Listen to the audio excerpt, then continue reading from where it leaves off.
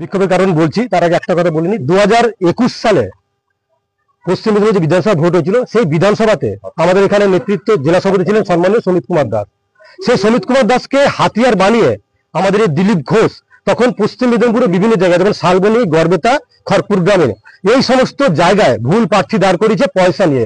25 লক্ষ টাকা আমাদের কাছে খবর রয়েছে, 25 লক্ষ টাকা করে প্রার্থীদের কাছ থেকে নিয়ে দিলীপ ঘোষ সেই সময় 3 জনকে বিধায়কের সিটে টিকিট দিয়েছিল।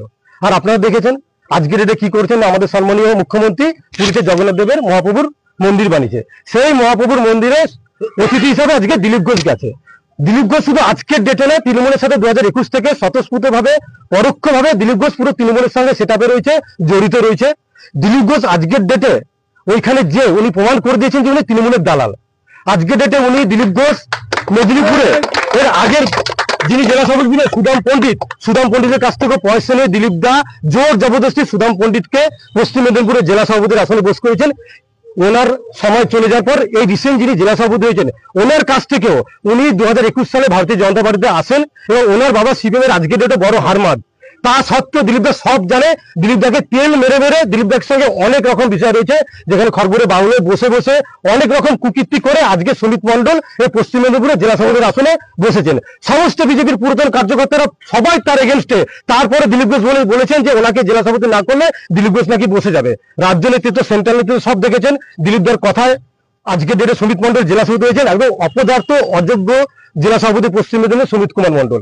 তারপর আপনারা দেখেছেন আজকে জগন্নাথ মন্দির যেই প্রোগ্রামে আজকে দিলীপ ঘোষ গেছে, রাজ্য সভাপতি সম্মানীয় সুকান্ত মজুমদারের মানা সত্ত্বেও আজকে দিলীপ দাস সেখানে উপস্থিত হয়েছে, যেটা ভারতীয় জনতা পার্টি বিশেষ করে পশ্চিম মেদিনীপুরের আমরা সাধারণ কার্যকর্তা আমরা কোনোদিনও মেনে নেইনি আর মেনে নেব না। আজকে এটা প্রমাণ হয়ে গেছে যে দিলীপ ঘোষ তৃণমূলের সব থেকে বড় দালাল এবং আমাদের দিলীপ ঘোষ গাদ্দার।